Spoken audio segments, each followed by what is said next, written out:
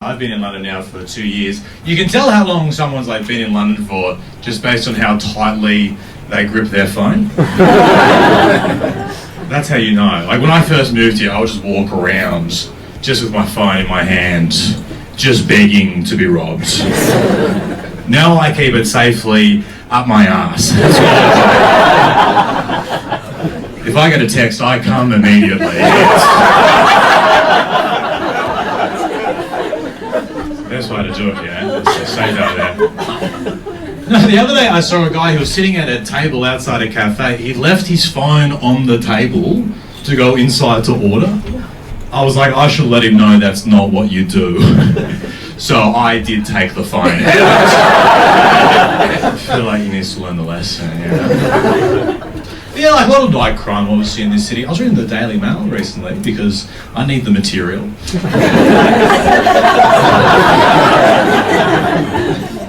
And I was saying the reason why there's knife crime is because kids listen to rap music and their favourite rappers are also gangsters, so they want to copy them.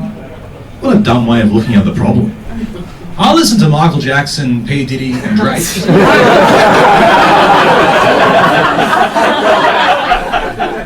I'm not a I feel like that's rubbed off, you know. Well, look, I think the reason why there's knife crime is because kids just think it's cool to carry a knife.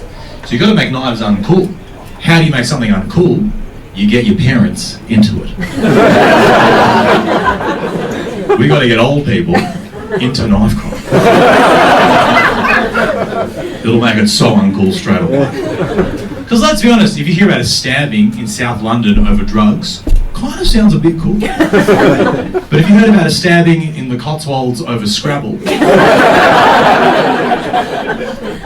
you'd be like, knives are kind of cringe, actually. It's kind of embarrassing, yeah.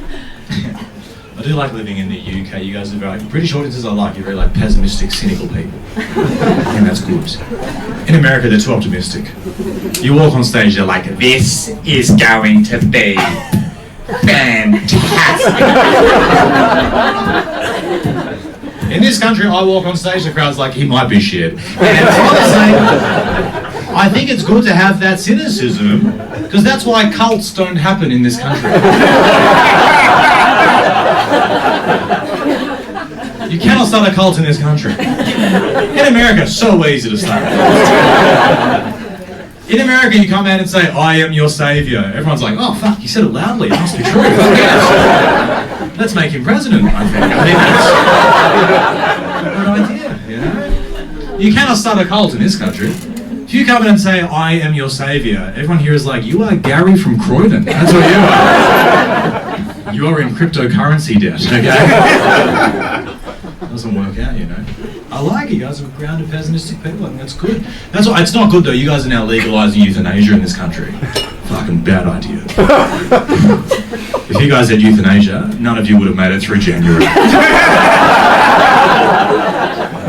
It gets dark at 4 p.m. You'd all be like, fuck it, lights out forever, I reckon.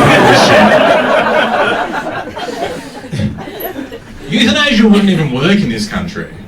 The NHS is so backlogged. By the time your appointment came around, either you're dead, or worse, you found a reason to live. They'll call you and be like, hey, we're ready to kill you. And you'll be like, oh, I'm watching Adolescence right now, so... That's kind of really good. I do support euthanasia, just because there's lots of old people out there who are suffering, and a lot of their grandchildren are renting.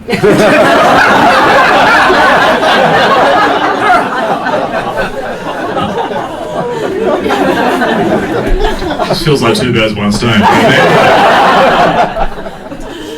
My generation, we can't afford a house, but we can afford a pillow.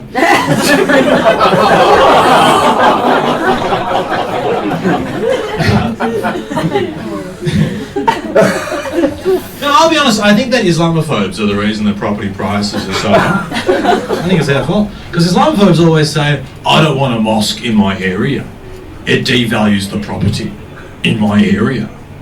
I don't know if that's true, But if it is, we need a mosque on every corner.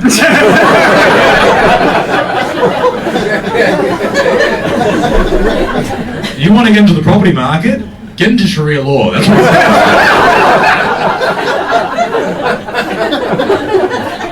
Islamophobes are like, what are they up to in that mosque? They're solving the housing crisis, mate. That's what people are always like, it's 3 words, location, location, location. Nah, it's 2 words. Allah Akbar.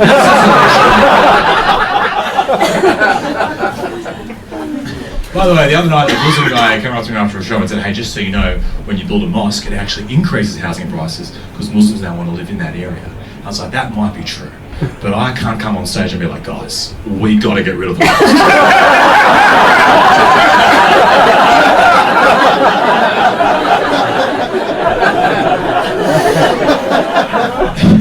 That's not a comedy show, that's a rally.